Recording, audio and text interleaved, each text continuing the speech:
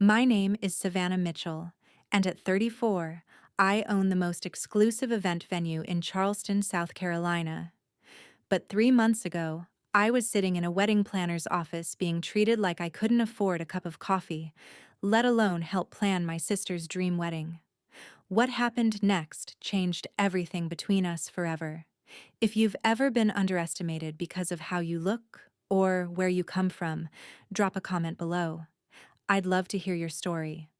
And don't forget to subscribe for more real-life drama that'll leave you shocked.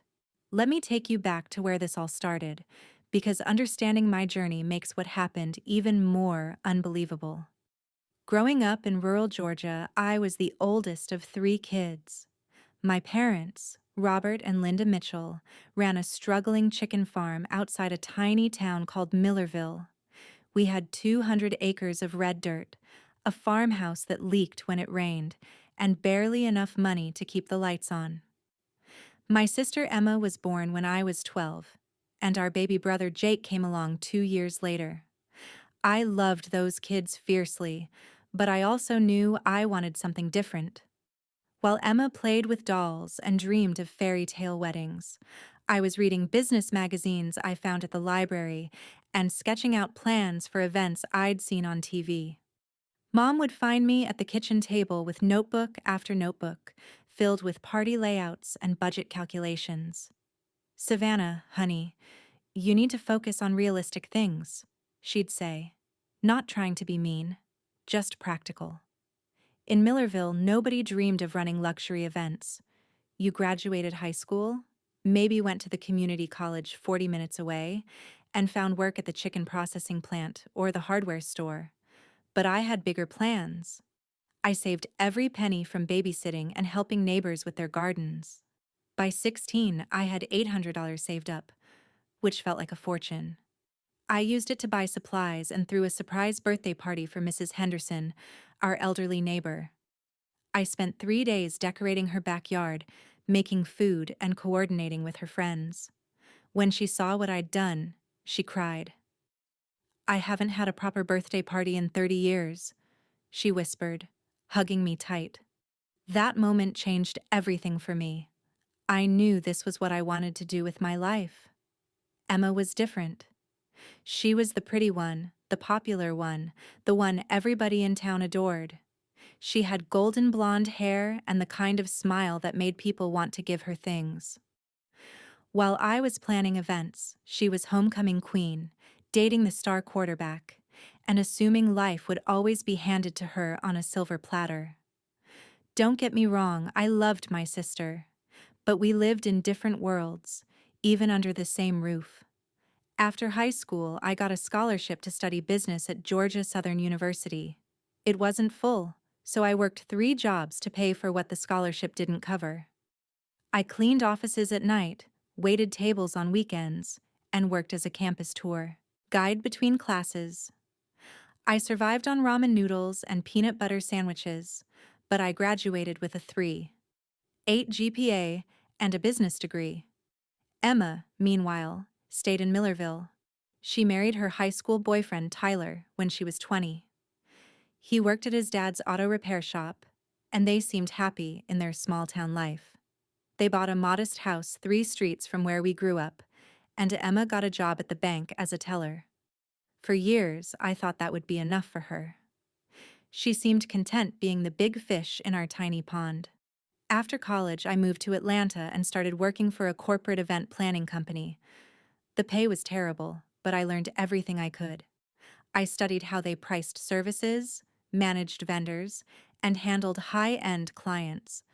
I worked 60-hour weeks and took notes on everything. My boss, Margaret Collins, was tough, but fair.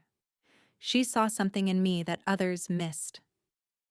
"Savannah," she told me after I'd been there 2 years, "you don't think small enough for this job. You're going to outgrow us." She was right. After 5 years in Atlanta, I had saved $50,000 and learned the event business inside and out. I was ready to take the biggest risk of my life. I moved to Charleston, South Carolina, a city known for its historic charm and high-end weddings. With my savings, I put a down payment on a rundown antebellum mansion on the outskirt of the historic district. The place was a mess: peeling paint, rotted floorboards, and a roof that leaked in 6 places. But I saw its potential. I spent 2 years renovating that mansion myself. I learned to tile, to paint, to fix plumbing. I hired contractors when I had to, but did most of the work with my own hands. I slept on an air mattress in what would become the bridal suite and ate sandwiches while scraping wallpaper. During the renovation, I worked as a freelance event coordinator to pay the bills. I planned corporate parties, birthday celebrations, and small weddings. Every dollar I made went back into the house. When Magnolia Manor was finally ready, it was stunning. I had transformed a crumbling mansion into the most elegant event venue in Charleston. Crystal chandeliers hung in ballrooms with restored hardwood floors. The gardens were perfectly manicured, with fountains and gazebos that looked like something from a movie. My first wedding booking came from word of mouth. A bride who had hired me for her engagement party wanted to get married at Magnolia Manor. She paid $15,000 for a Saturday in spring, and I knew I had made it. Within 3 years, I was booked solid. Charleston's elite were fighting to reserve dates at my venue. I was charging $25,000 to $50,000 per event, and couples were willing to wait 2 years to get their dream date. But here's the thing about success: it can create distance between you and the people you love. Emma and I stayed in touch, but our lives had grown so different. She'd call to update me on small-town gossip, and I'd share stories about celebrities who'd gotten married at my venue.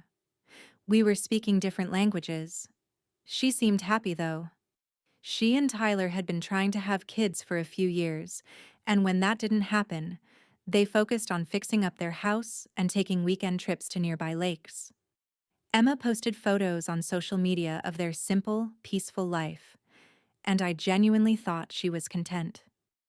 Then Tyler left her. It happened suddenly, or at least it seemed that way to those of us watching from the outside. One day they were planning a vacation to Myrtle Beach, and the next day, Emma was calling me, sobbing, saying Tyler had moved in with a woman he'd met online. "He said I was boring," she cried during one of our late-night phone calls.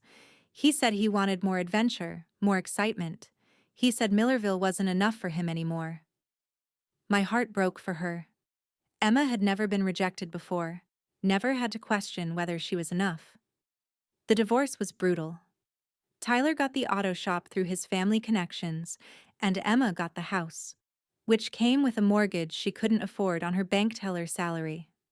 She moved back in with our parents temporarily, and I could hear the defeat in her voice every time we talked. The golden girl of Millerville had fallen, and she didn't know how to get back up. That's when she met Derek. Derek Williams was a pharmaceutical sales rep who'd moved to Georgia from California. He was handsome, drove a nice car, and had the kind of confidence that swept Emma off her feet. He was nothing like Tyler: sophisticated, well-traveled, and full of big plans. Emma called me 6 months after they started dating, breathless with excitement. "Savannah, he proposed," she squealed. "We're getting married next spring, and I want you to be my maid of honor." I was thrilled for her. After everything she'd been through with Tyler, she deserved happiness. Derek seemed like he could give her the bigger life she'd apparently been craving all along. "I want a real wedding," she told me during that call. "Not like the simple ceremony Tyler and I had. I want something elegant, something special. Derek says money isn't an issue." That should have been my first warning sign. Over the next few months, Emma's wedding plans grew more elaborate. She started following wedding planners on Instagram, saving photos of $100,000 celebrations with $1,000 centerpieces and designer gowns. She talked about flying in flowers from Ecuador and hiring a 7-piece orchestra. "Emma," I said gently during one of our conversations, "these weddings cost more than most people make in a year. Are you sure Derek's budget can handle this?" "Don't worry about the money," she said, her voice carrying a new edge I'd never heard before. Derek's very successful. He makes more in a year than most people in Millerville make in 5. The way she said it stung a little. It felt like she was trying to distance herself from our humble beginnings, from the life that had shaped us both. But I pushed those feelings aside.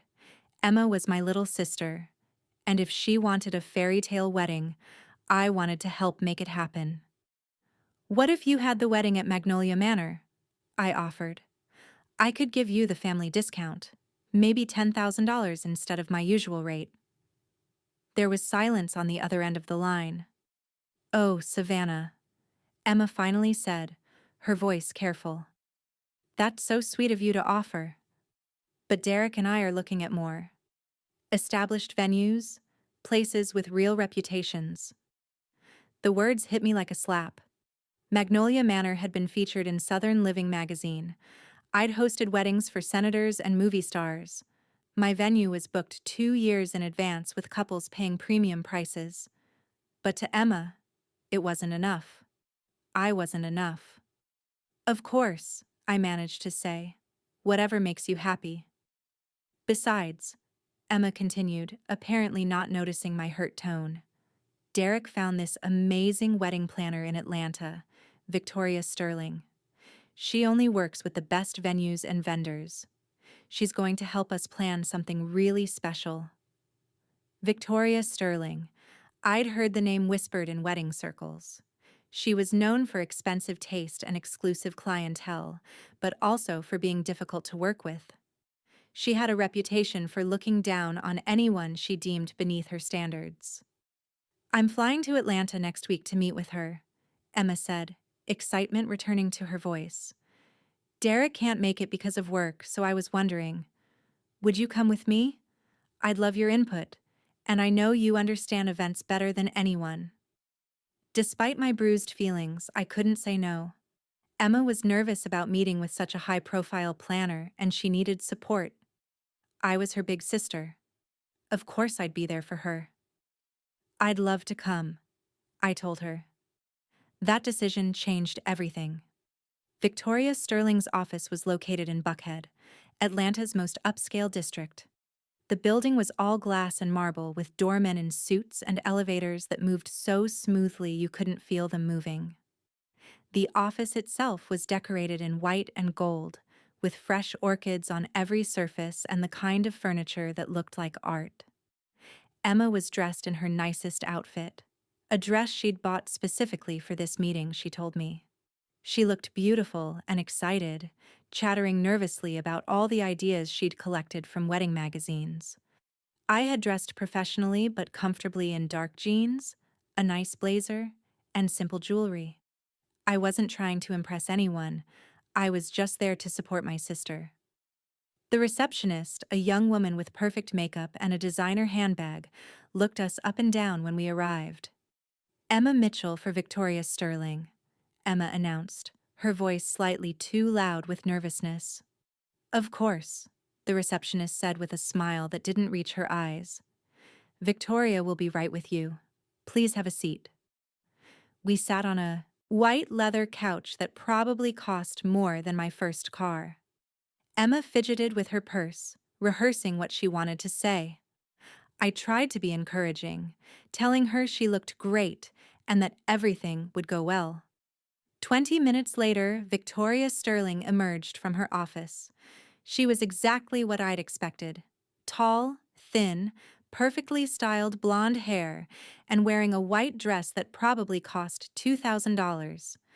Her smile was bright and practiced as she approached Emma. Emma, so wonderful to meet you, Victoria said, extending a manicured hand. I've been looking forward to hearing about your vision.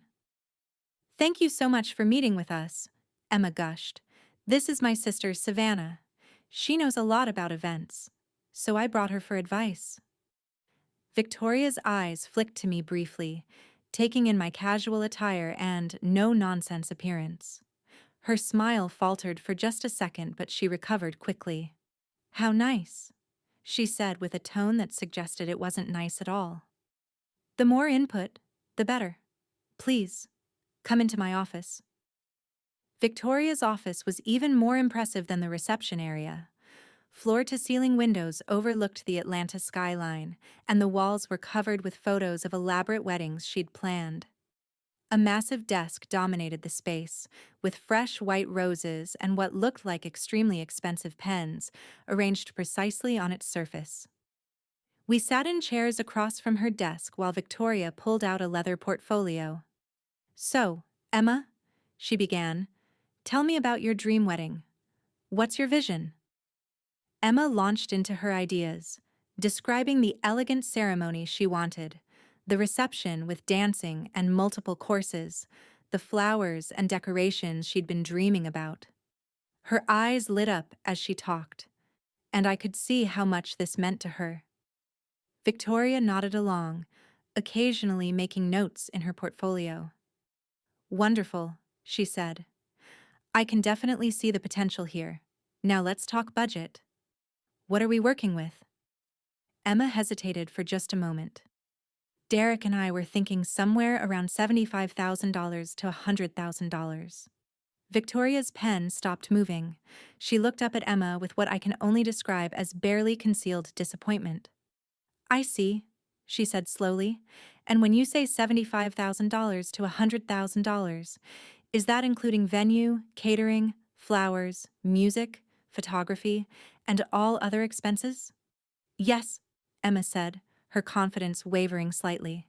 "Is that not enough?" Victoria set down her pen and folded her hands. "Emma, I want to be honest with you. The weddings I typically plan start at $200,000 and can go up to $500,000 or more. The budget you're describing would be challenging for the level of elegance I think you're looking for." I watched Emma's face fall.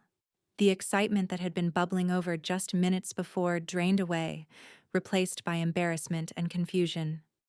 "But," Victoria continued, "I'm always willing to work with motivated clients.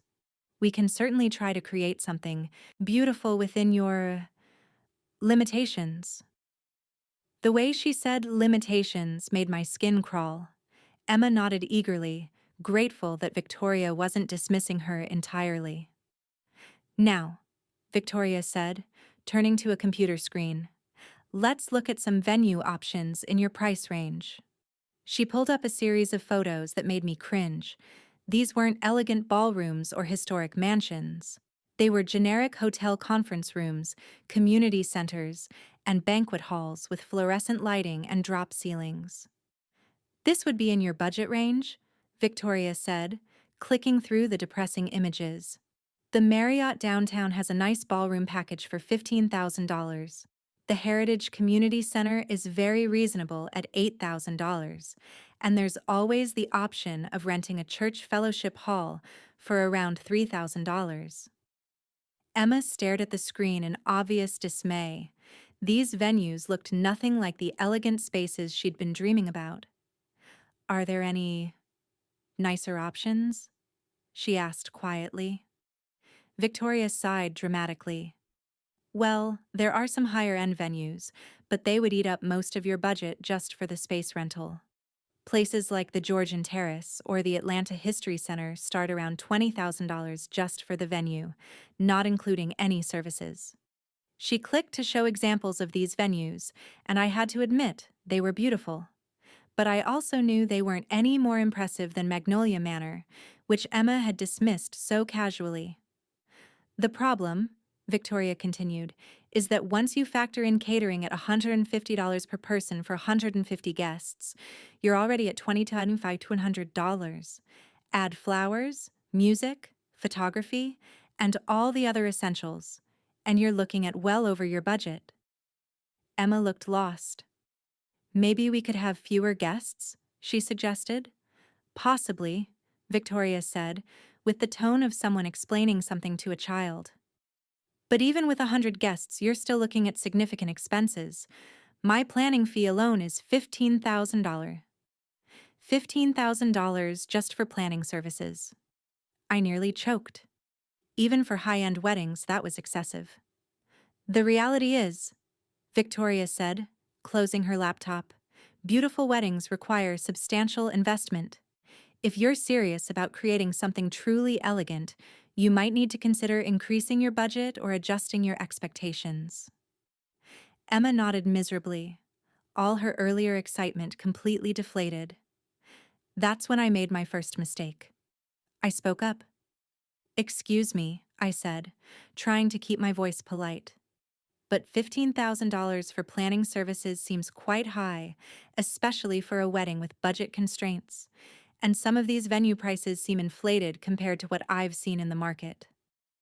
Victoria's attention snapped to me with laser focus. Her expression shifted from polite condescension to barely contained irritation. "I'm sorry," she said with fake sweetness. "I don't believe I caught what you do for work." "I own an event venue," I said simply. "How interesting," Victoria replied, her tone making it clear she thought it was anything but interesting. "And where is your venue located?" "Charleston, South Carolina." Victoria's laugh was like ice. "Oh, how charming. A small southern venue. I'm sure that's lovely for local events." The dismissal in her voice was unmistakable. She was treating me like I ran a barn that hosted hoedowns, not a premier venue that charged more per wedding than most people made in a year. "Actually," I said, keeping my voice level, "Magnolia Manor hosts high-end weddings and corporate events. We've been featured in several national publications." Victoria said, clearly not believing me.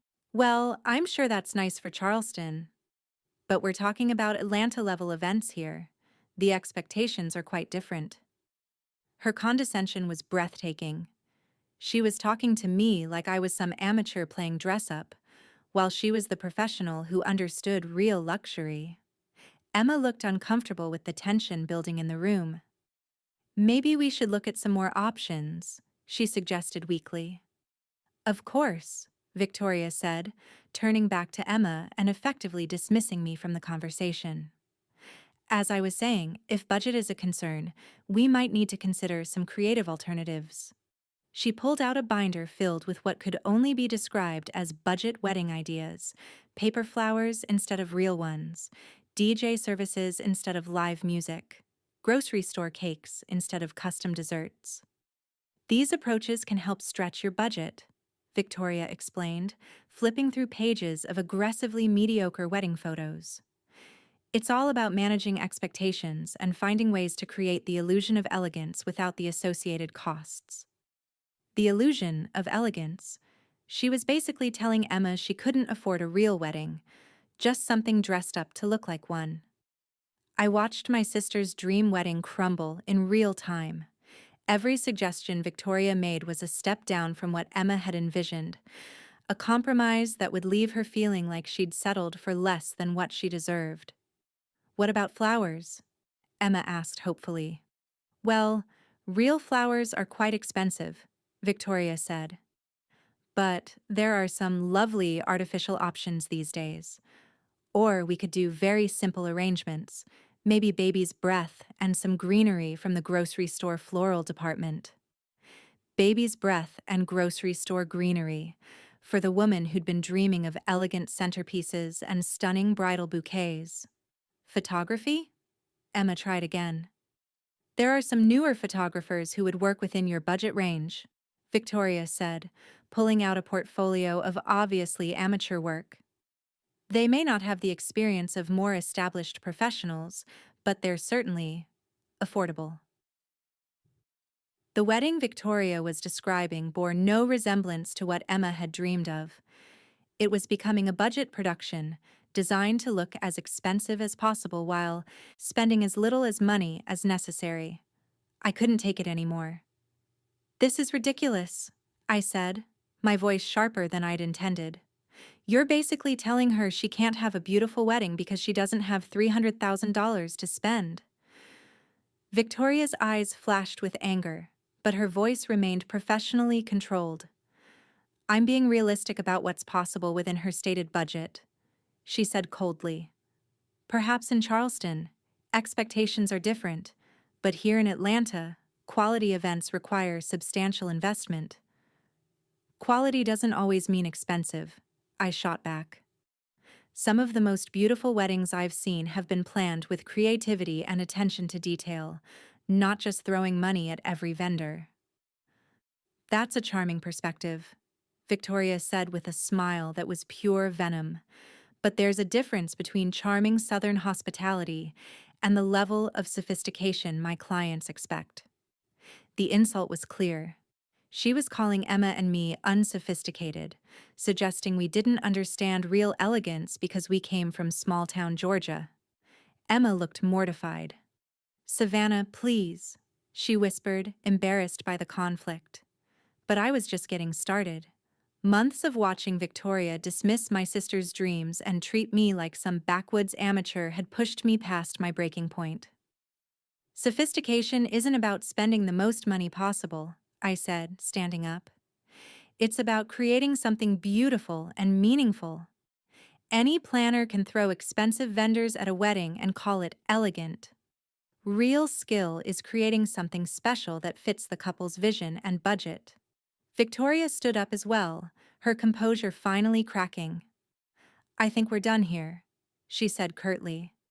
"Emma, if you decide you're serious about planning a real wedding with appropriate expectations, you can call my office.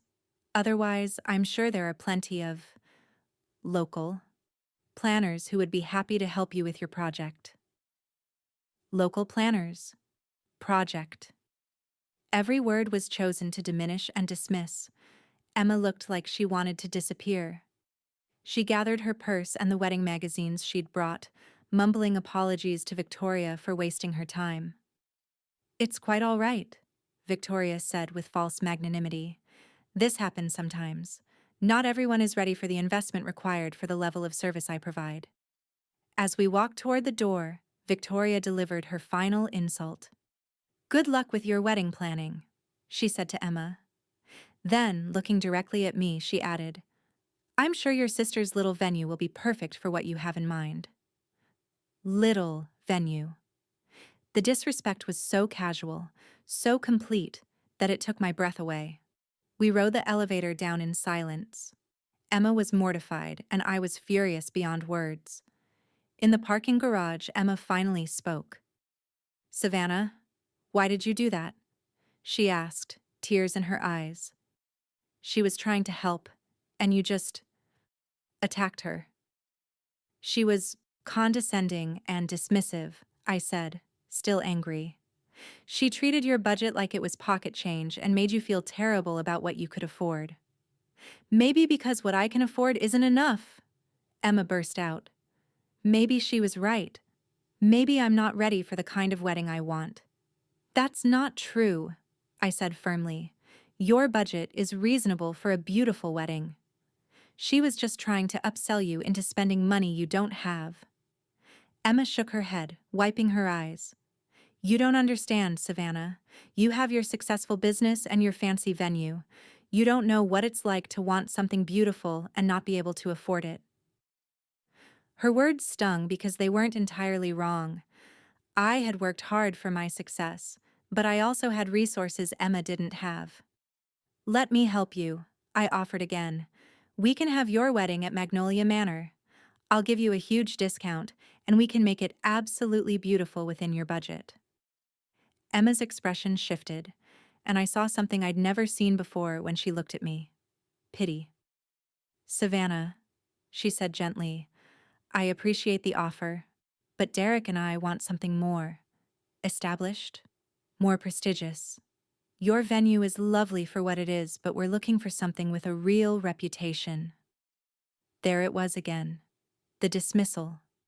The suggestion that what I'd built wasn't good enough, wasn't real enough, wasn't prestigious enough for her new life with Derek. "Fine," I said, hurt and frustrated. "Plan your wedding however you want. But don't let people like Victoria Sterling make you feel like you're not good enough. You deserve better than that." We drove back to Georgia in tense silence, both of us lost in our own thoughts. Over the next few weeks, Emma threw herself into wedding planning with a determination that bordered on obsession. She found a different planner, someone less expensive but also less experienced, and began the process of trying to create her dream wedding on a budget that was increasingly inadequate. She called me occasionally with updates, but our conversations were strained. She'd found a venue, a restored mansion in Madison, Georgia, about an hour from our hometown. It was beautiful, but cost $18,000 just for the space, leaving little room in the budget for everything else. The flowers are going to be simple, she told me during one call. Just white roses and some greenery, and we found a photographer who's just starting out, so she's not charging much. That sounds nice, I said, trying to be supportive despite the tension between us. Derek thinks we should just elope, Emma admitted. He says all this planning stress isn't worth it.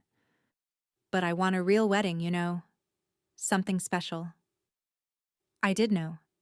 Emma had been dreaming of her wedding day since she was a little girl playing dress-up in Mom's old wedding dress. She deserved to have that dream realized, not compromised away piece by piece. But I also knew Derek was probably right about the stress. Emma sounded exhausted every time we talked, worn down by trying to create something beautiful with resources that were never quite enough. 2 months before the wedding, Emma called me crying. "The venue fell through," she sobbed. "They double-booked our date and gave it to another couple who was paying more. We have to find somewhere else. And everything good is already booked." My heart broke for her. This was every bride's nightmare, losing their venue just weeks before the wedding with no backup plan. "What are your options?" I asked. "There's a country club about 30 minutes away that has an opening," she said through tears. "But it's so expensive and it doesn't look anything like what I wanted. Or there's a community center that's affordable, but it's not special." Neither option sounded like what Emma had dreamed of. After everything she'd been through, the divorce, the financial stress, the condescending wedding planner, she deserved better than settling for something that would always feel like second choice. "Emma," I said carefully, "what if I told you I could get you a venue that would be perfect for your dream wedding?" "Savannah, we've been through this. I can't afford Magnolia Manor, even with your discount." "What if you could afford it?" I pressed. "What if I told you about a venue that would be absolutely free?" There was silence on the other end of the line. "Free?" Emma finally whispered. "Free," I confirmed. "But there would be conditions." "What kind of conditions?"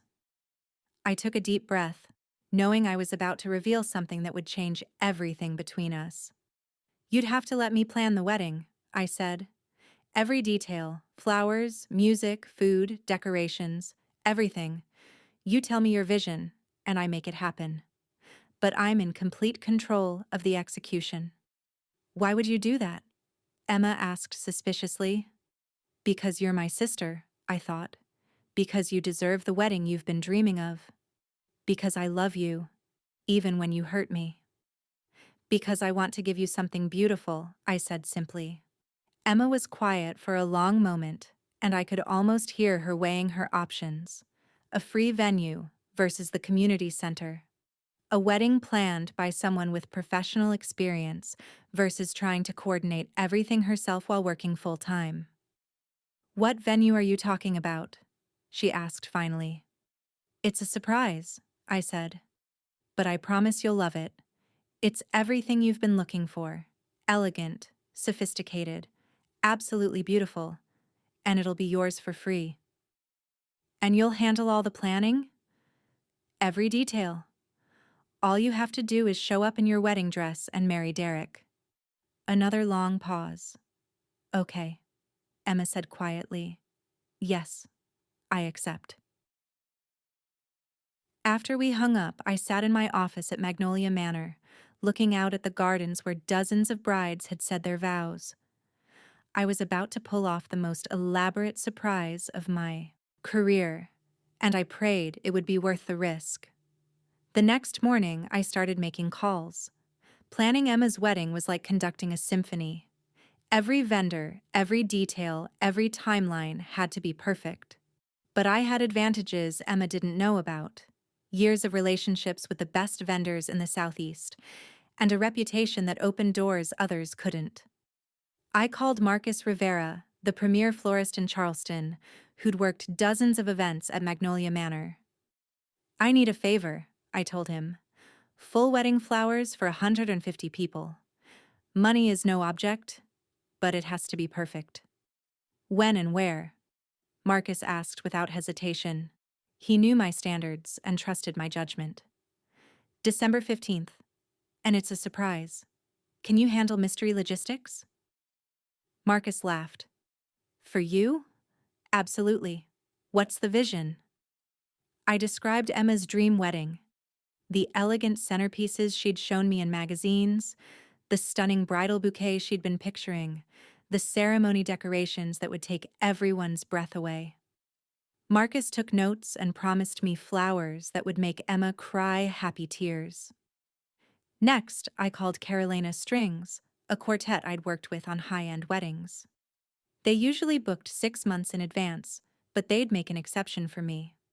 "Classical ceremony music and reception entertainment for 150 guests," I told them. "December 15th.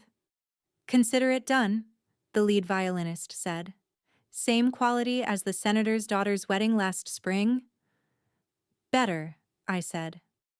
I hired Thomas Chen, a photographer whose work had been featured in Martha Stewart weddings, and Rebecca Walsh, whose wedding cakes were famous throughout the South. Every vendor I called said yes without question. They trusted me, and they knew I paid well, and on time. But the real masterpiece was the venue itself. I spent 3 weeks transforming Magnolia Manor into something even more spectacular than usual. I had the ballroom floors refinished to a mirror shine. I brought in additional crystal chandeliers to create even more dramatic lighting. I had the gardens replanted with winter flowers that would be blooming perfectly in December.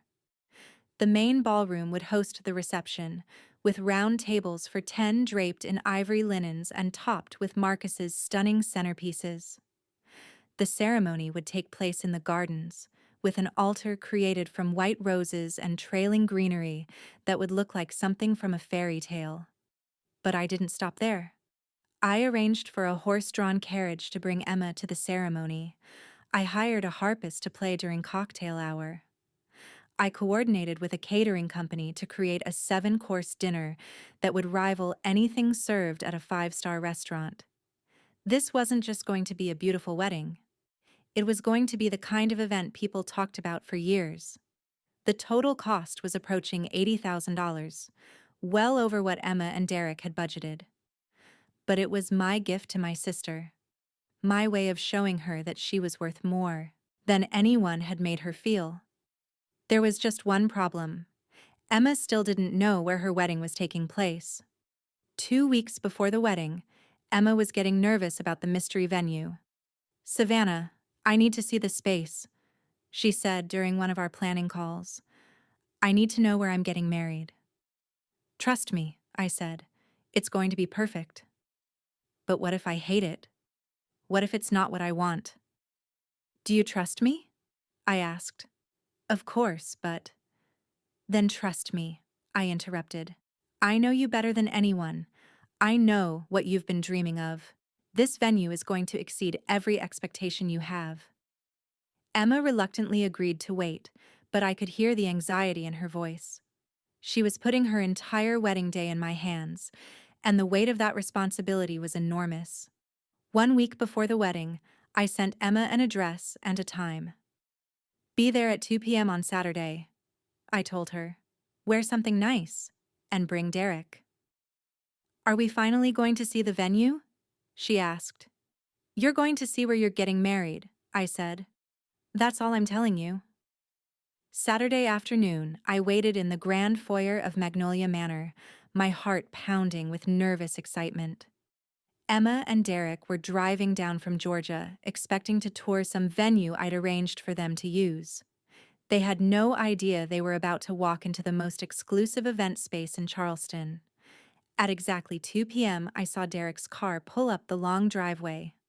Through the windows, I watched Emma's face as she took in the antebellum mansion, the perfectly manicured grounds, the fountain in the circular drive. She got out of the car slowly, staring up at the building with an expression of awe. "Savannah?" she called out as I opened the front door. "What is this place?" "This," I said with a smile, "is where you're getting married." Emma's jaw dropped. Derek looked confused. "I don't understand," Emma said, walking toward the entrance. "We can't afford a place like this." "You're not paying for it," I said. "This is my wedding gift to you." As they stepped through the front door into the marble foyer with its sweeping staircase and crystal chandelier, Emma gasped. "Oh my God," she whispered. "Savannah, this is incredible." I led them through the mansion, showing them the ballroom where their reception would be held, the bridal suite where Emma would get ready, the gardens where they'd exchange vows. With each room, Emma's excitement grew. "This is like something from a movie," she said, running her hand along the mantel of a fireplace in the cocktail lounge. "How did you arrange this? Whose house is this?" "It's not a house," I said. "It's an event venue, one of the most exclusive in the Southeast." Derek was taking photos with his phone, clearly impressed despite himself. "This must cost a fortune to rent," he said. "It does," I agreed, "but like I said, it's my gift." Emma turned to face me, tears in her eyes. "Savannah, I can't let you spend this kind of money on us. This must cost—" "Don't worry about the cost," I interrupted. "Just enjoy it. This is your dream wedding, Emma. Everything you showed me in those magazines, everything you talked about wanting, it's all going to happen here." We spent the next hour walking through every detail. I showed her where the photographer would capture portraits, where the quartet would set up for the ceremony, where the horse-drawn carriage would deliver her to the altar. "A horse-drawn carriage?" Emma squealed. "Are you serious?" "Dead serious," I said. "And wait until you see the flowers Marcus is creating." By the time we finished the tour, Emma was crying happy tears and Derek looked stunned by the generosity of what I was giving them. "I don't know how to thank you," Emma said, hugging me tightly. "This is beyond anything I ever dreamed of." "Just be happy," I told her. "That's all the thanks I need." As they were leaving, Derek pulled me aside. "Savannah, this is incredibly generous," he said quietly. "But places like this don't just donate their services. How are you making this happen?" I smiled mysteriously. "I have connections in the event industry," I said. "Sometimes it's about who you know." It wasn't technically a lie. I did have connections in the event industry, the main connection being that I owned the venue. But I wasn't ready to reveal that truth yet. Emma was finally excited about her wedding again, finally feeling like she was getting the celebration she deserved. I didn't want to complicate that joy with explanations about my success or my business. There would be time for truth later. For now, I just wanted to give my sister the perfect day. The week leading up to the wedding was a blur of final preparations. Every vendor confirmed their arrangements. Every detail was checked and double-checked. The weather forecast showed clear skies and mild temperatures, perfect for a December wedding in Charleston. Emma called me daily, alternating between excitement and disbelief. "I keep thinking I'm going to wake up and this will all be a dream," she told me. "This venue, this wedding, it's everything I wanted and more." "It's real," I assured her, "and it's going to be perfect." The night before the wedding, Emma and her bridal party arrived in Charleston. I'd arranged for them to stay at a luxury hotel downtown, another gift that I presented as a favor from my connections. We had the rehearsal that evening, and watching Emma walk through the ceremony at Magnolia Manor was magical. She glowed with happiness, and Derek seemed genuinely moved by the beauty of what we'd created. After the rehearsal, we had dinner at one of Charleston's best restaurants. Emma's maid of honor, her best friend Jessica from high school, kept talking about how incredible the venue was. Emma, you hit the jackpot with this place, Jessica said over dessert. I've never seen anything so elegant. It's all thanks to Savannah, Emma said, raising her glass to me. My sister made this happen. I smiled and accepted the toast, but inside I was thinking about tomorrow, not just about the wedding ceremony, but about the moment when Emma would finally learn the truth about who I really was and what I'd accomplished. December 15th dawned clear and cold, perfect weather for a winter wedding. I arrived at Magnolia Manor at 6 a.m. to oversee the final preparations, even though my staff had everything under control. Marcus and his team were setting up the floral arrangements, and they were even more stunning than I'd imagined. The ceremony altar looked like something from a fairy tale, with cascading white roses and greenery that created a natural cathedral. The reception centerpieces were elegant and dramatic, with tall candles and flowers that would create perfect ambiance for dinner. The catering team was preparing a feast that would rival any high-end restaurant. Carolina Strings was setting up their equipment, and the photographer was already capturing detail shots of the flowers and decorations. Everything was perfect. At noon, Emma and her bridal party arrived to get ready. I'd arranged for professional hair and makeup artists to come to the venue, another surprise that made Emma tear up with gratitude. Savannah, I don't know how you're pulling all this off, she said as the makeup artist worked on her face. But I feel like a princess. You look like one too, I said, and I meant it. Emma was radiant, glowing with happiness in a way I hadn't seen since we were kids.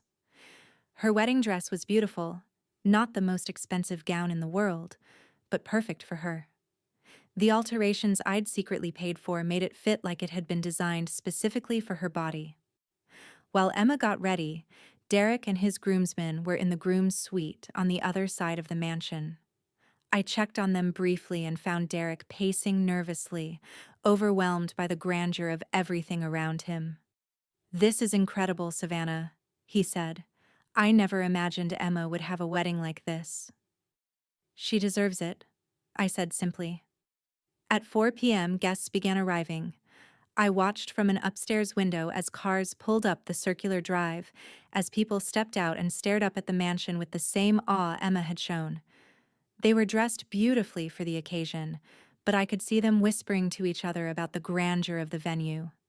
Mom and Dad arrived with Jake, our younger brother, all of them looking slightly overwhelmed by the elegance of everything. Mom kept touching Dad's arm and pointing at different architectural details, clearly amazed by what they were seeing. I made sure they were seated in the front row of the ceremony seating, with perfect views of where Emma and Derek would exchange vows. At 4:30, the quartet began playing, and guests took their seats in the gardens. The winter afternoon light was perfect, creating a golden glow over everything. At 4:45, the horse-drawn carriage arrived to transport Emma from the bridal suite to the ceremony location. When she saw it, she started crying again. Savannah, this is too much, she said, but she was smiling through her tears. Nothing is too much for your wedding day, I told her. I helped her into the carriage, arranging her dress and veil so they wouldn't wrinkle during the short ride to the gardens. As the carriage pulled away, carrying my sister to her dream wedding, I felt a surge of satisfaction unlike anything I'd ever experienced in business. This was better than any successful event I'd ever planned. This was family. The ceremony was perfect. Emma floated down the aisle in the horse-drawn carriage, then walked the final steps to the altar where Derek waited. They exchanged vows they'd written themselves, promising to support each other through whatever life brought them. When the officiant pronounced them husband and wife, the entire crowd erupted in cheers. Emma and Derek kissed as rose petals fell around them, another surprise I'd arranged. During cocktail hour, guests mingled in the mansion's elegant rooms while the harpist played and servers offered champagne and hors d'oeuvres. Everyone seemed amazed by the venue, and I overheard dozens of conversations about how incredible everything was. I had no idea Emma knew people with access to places like this, I heard one guest say. Her sister must have amazing connections in the event world, another replied. I smiled to myself, still not ready to reveal the truth. The reception was everything Emma had dreamed of and more. The ballroom looked like something from a royal palace, with the crystal chandeliers casting warm light over tables set with fine china and silver. The seven-course dinner was spectacular, and Carolina Strings provided perfect background music throughout the meal. Emma's face was radiant all evening. She kept looking around the room with wonder, as if she couldn't believe this was really her wedding.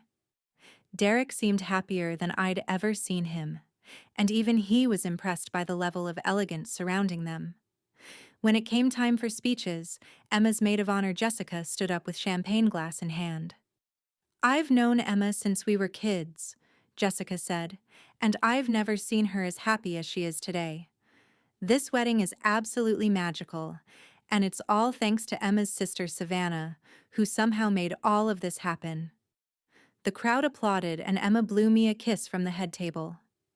I don't know what connection Savannah has in the event world, Jessica continued, but she clearly knows people with incredible taste and resources. This venue is the most beautiful place I've ever seen. More applause. I felt a flutter of nervousness, knowing that the truth would come out eventually. After dinner, Emma and Derek had their first dance to a song performed live by Carolina Strings. They looked perfect together, spinning slowly under the chandeliers while their guests watched, with tears in their eyes. It was nearly 11 p.m. when Emma finally had a chance to find me during the reception. Savannah, she said, pulling me aside, I need to know how you did this. This venue, these vendors, everything. This must have cost a fortune. How did you make this happen? I looked at my sister, beautiful in her wedding dress, glowing with happiness from the perfect day I'd given her. The moment of truth had arrived. There's something I need to tell you, I said, leading her out to a quiet balcony overlooking the gardens, about the venue, about how this all came together. Emma looked nervous suddenly. What is it? I took a deep breath. This is my venue, Emma. I own Magnolia Manor. Emma stared at me blankly for a moment, as if the words didn't make sense. What do you mean, you own it? I mean, I bought this mansion 5 years ago, renovated it, and turned it into the most exclusive event venue in Charleston. This is my business. This is what I do. Emma's eyes widened as the truth sank in. You own this place? Every crystal chandelier, every marble tile, every rose in the garden, I confirmed. This is what I've been building while you thought I just ran some little venue that wasn't good enough for your wedding. Emma's face went through a series of emotions: shock, confusion, and then something that looked like embarrassment. But you never told me, she said weakly.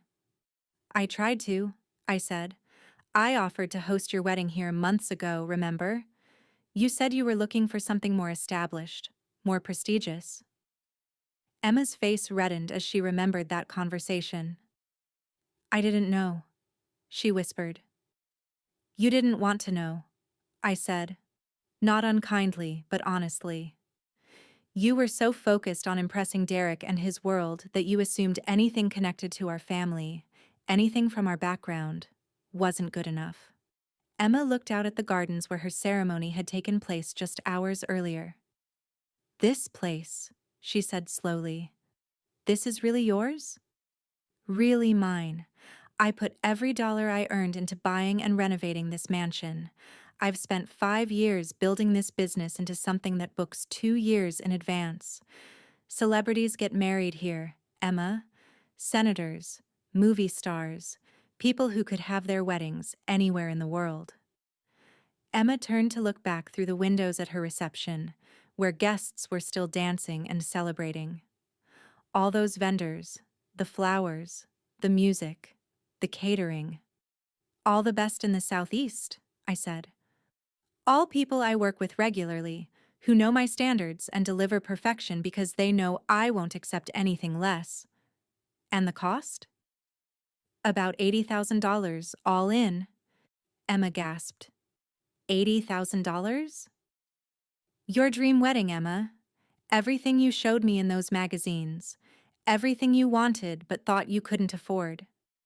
You could afford it because your big sister, who runs a little venue, wanted to give you the perfect day. Emma sank into a chair on the balcony, overwhelmed by everything I'd just revealed. Why didn't you tell me sooner? She asked. I tried to show you, I said. I told you Magnolia Manor had been featured in magazines, that I hosted high-end events, but you were so convinced that nothing associated with our family could be truly successful that you never bothered to look deeper. Emma was quiet for a long moment, processing everything. That wedding planner in Atlanta, she said finally. Victoria Sterling. She was so dismissive of you, so condescending about your little southern venue. She had no idea what she was talking about, I said. But you believed her. You believed that I couldn't possibly understand real elegance or sophistication. I'm sorry, Emma whispered, tears in her eyes. I'm so sorry, Savannah. You don't need to apologize for not knowing, I said. But maybe next time, don't assume that success only looks one way, or that family isn't good enough just because it's familiar. Emma looked back at her reception again, at the elegant ballroom filled with her friends and family celebrating her perfect wedding. This is the most beautiful wedding I've ever seen, she said. And you created all of this for me, even after I hurt you. Because I love you, I said simply. And because you deserve to feel special and celebrated. Not like you have to settle for less than your dreams. Emma stood up and hugged me tightly. I've been such a fool, she said. All this time I've been looking for something impressive, something prestigious, and my own sister had built something incredible. I was so blind. You weren't blind, I said. You were just looking in the wrong direction. We went back inside to rejoin the reception, but everything felt different now. Emma kept looking around the ballroom with new eyes, seeing not just a beautiful venue but the result of her sister's hard work and success. As the evening wound down and guests began to leave, many of them stopped to thank me for the incredible celebration. I don't know how you pulled this off, Mom said, hugging me goodbye. But this was the most beautiful wedding I've ever attended. Emma told us you made all this happen, Dad added. We're so proud of you, sweetheart. They still didn't know I owned the venue, but that was okay. There would be time to share that news later. Derek's parents, who had driven down from Tennessee, were effusive in their praise. This venue is absolutely stunning, Derek's mother said. Emma is so lucky to have a sister with such incredible connections. I'll be sure to pass that along, I said with a smile. At midnight, as the last guests departed, Emma and Derek prepared to leave for their honeymoon suite at the luxury hotel downtown. Emma pulled me aside one more time. Savannah, she said, I want to do something to make up for how I treated you. You don't need to make up for anything, I said. Seeing you happy tonight is enough. No, it's not enough, Emma insisted. You spent $80,000 on my wedding. You gave me the most beautiful day of my life, and I treated you and your success like it wasn't good enough. Emma, let me finish, she said. I want to help promote Magnolia Manor. I want to tell everyone I know about how incredible this place is, about what an amazing job you did. I want to write reviews, post photos, do whatever I can to help your business. I smiled. That's very sweet, but I'm booked solid for the next 2 years. I don't really need more promotion. Emma's eyes widened again. 2 years? Couples plan their weddings far in advance when they want to get married here, I explained. I'm not just successful, Emma. I'm extremely successful. Emma shook her head in amazement. I can't believe I was worried about you not understanding real elegance. Well, I said with a grin, Now you know. As Emma and Derek drove away to begin their married life, I stood on the front steps of Magnolia Manor, looking out at the gardens where my sister had just had the wedding of her dreams. It had been an expensive gift, but it was worth every penny to see Emma's joy, to give her something she'd remember forever, and to show her that success could come from unexpected places. More than that, it felt good to finally be seen for who I really was, not Emma's big sister who ran a small venue in Charleston, but Savannah Mitchell, owner of one of the Southeast's most prestigious event destinations. The next morning, I got a text message from Emma. "Thank you for the most perfect day of my life. I love you, and I'm so proud of everything you've accomplished. You're incredibly successful and amazing big sister." I smiled and texted back, "I love you too, and congratulations on marrying such a great guy at such a beautiful venue." She responded with a string of laughing emojis and, "The most beautiful venue in the world, owned by the most amazing woman I know." 3 days later, I got a call from an unexpected source. "Savannah Mitchell?" the voice said when I answered. "This is Victoria Sterling from Sterling Events in Atlanta." I nearly dropped the phone. "Victoria, what can I do for you?" "I understand congratulations are in order," she said, her voice lacking any of the condescension I remembered. "I had no idea when we met that you were the owner of Magnolia Manor." "How did you find out?" I asked, genuinely curious.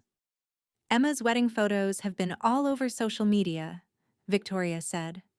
"Several of my clients saw them and asked about booking your venue.